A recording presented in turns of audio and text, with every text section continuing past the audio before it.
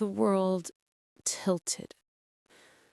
The familiar comfort of my living room twisting into a grotesque parody of itself.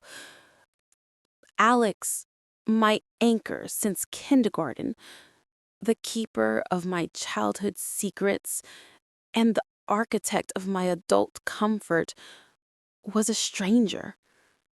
His drunken laughter, a sound I'd always associated with warmth and camaraderie, now echoed with a chilling cruelty.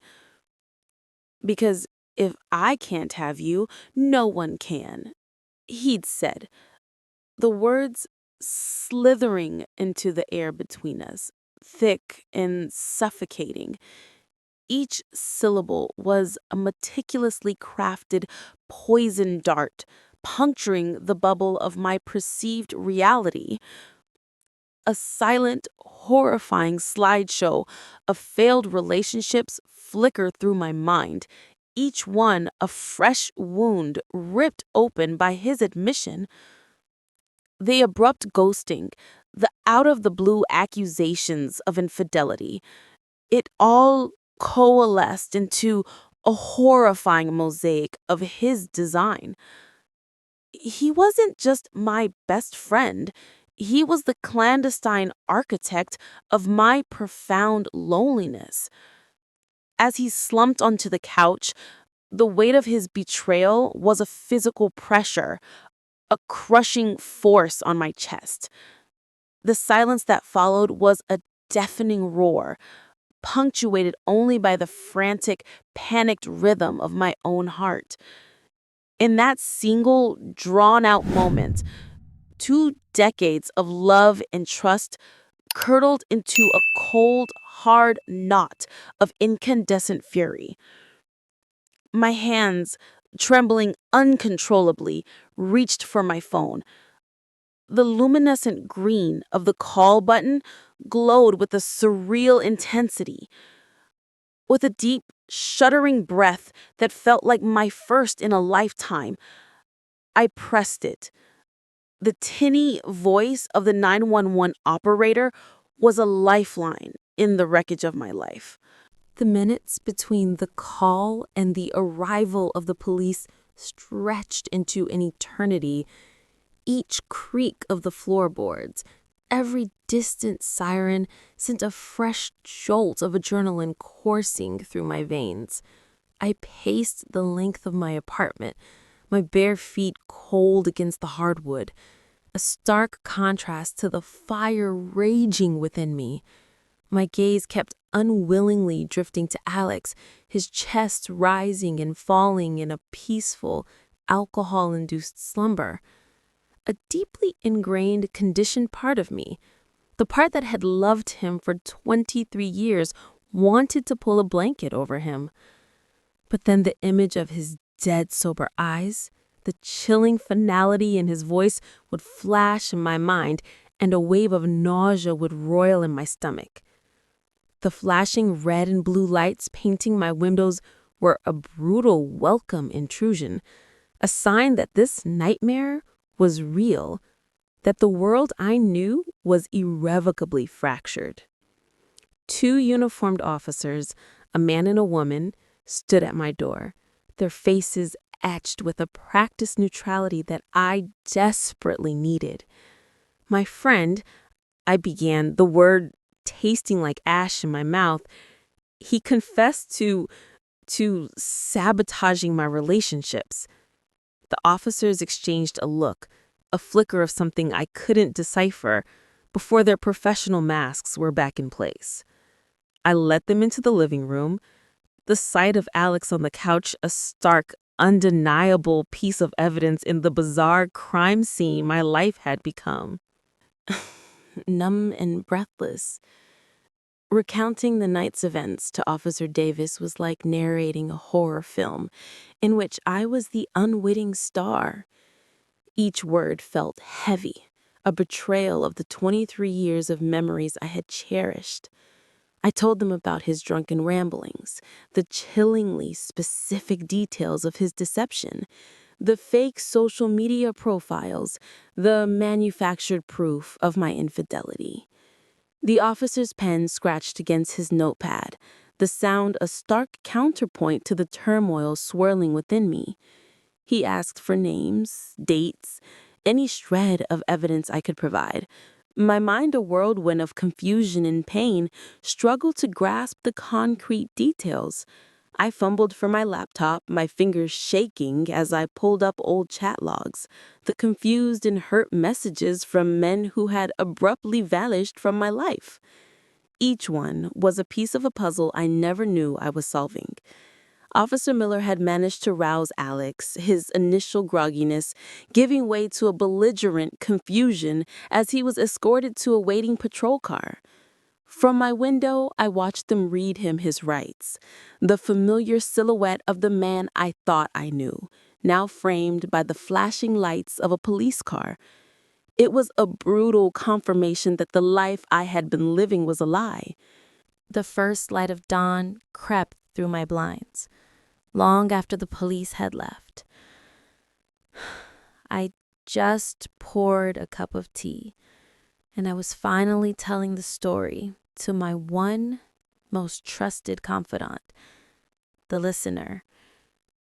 My voice isn't for a stage, it's for an audience of one. It should be raw, intimate, and confidential. The first light of dawn crept through my blinds, casting long, eerie shadows across the living room. Sleep had been a fleeting, tormenting thing, punctuated by nightmares of Alex's smiling face twisting into a cruel sneer. The apartment felt impossibly empty. The silence, a constant reminder of the void that had been ripped open in my life. I walked through the rooms, each object a landmine of shared memories. The coffee mug he'd given me for my birthday, the worn-out board game we'd spent countless nights playing, the framed photo on my bedside table of two smiling kindergartners. With a surge of angry energy, I swept the photo from the table, the sound of shattering glass a satisfying, albeit momentary release. How do you mourn a friendship that was never real?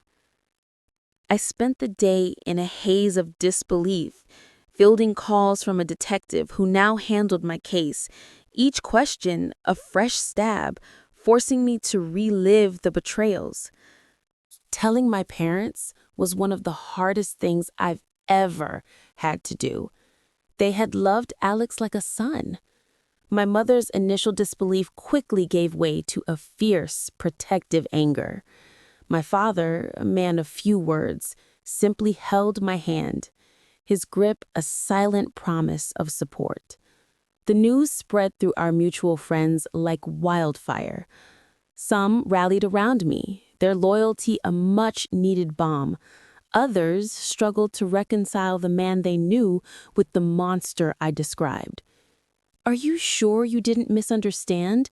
one friend asked, her hesitant doubt a fresh betrayal. My social circle, once my safe haven, now felt like a minefield. I found myself withdrawing, the four walls of my apartment becoming both a prison and a sanctuary. The legal system was a foreign language in a hurricane. Detective Peterson guided me through filing for a restraining order.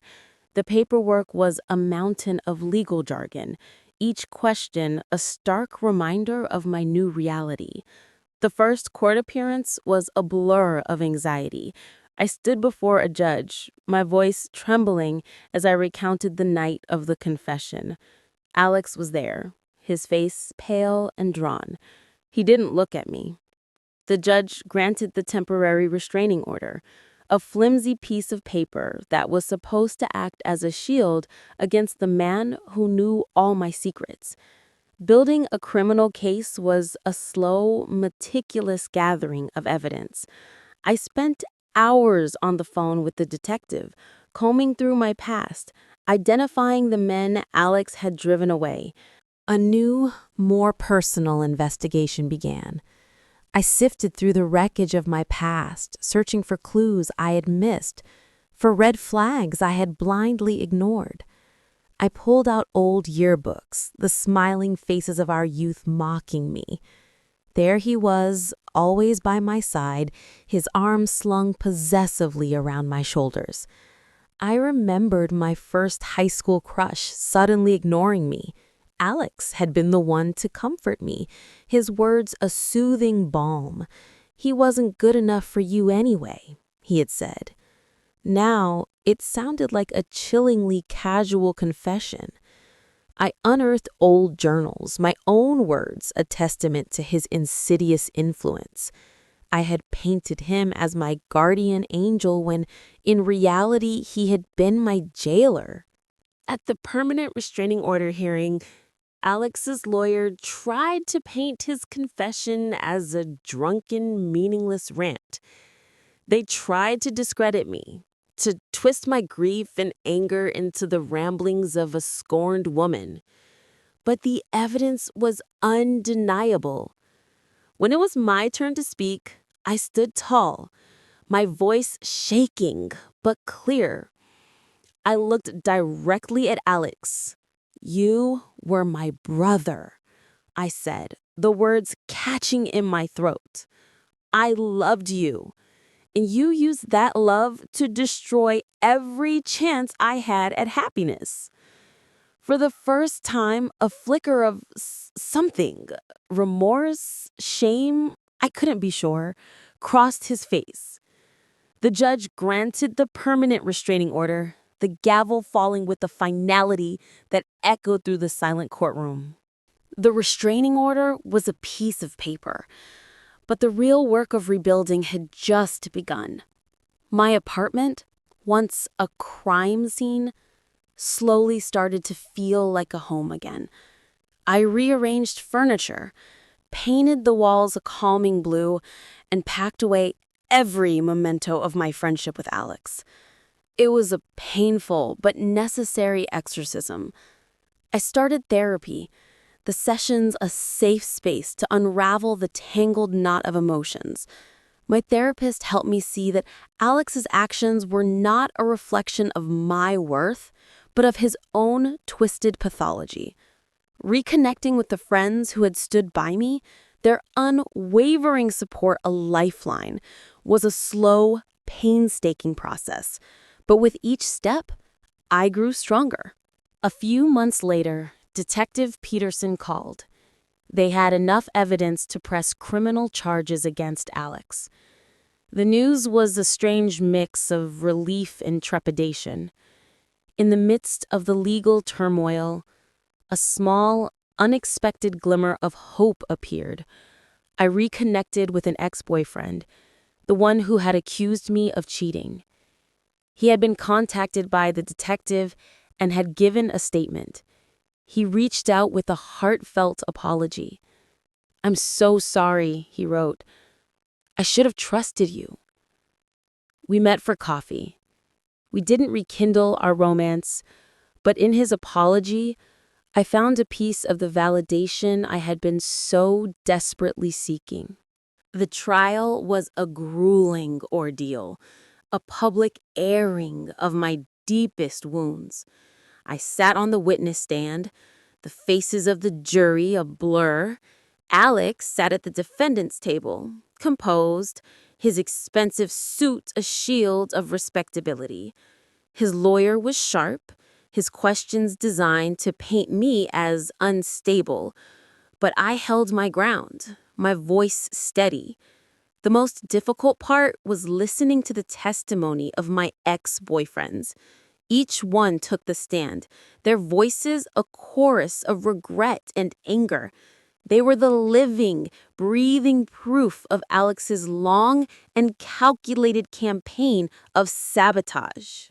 The day the jury delivered its verdict, the courtroom was thick with a tense, suffocating silence. On the charge of stalking, we, the jury, find the defendant guilty. With Each guilty verdict, a weight I didn't even realize I was carrying, began to lift.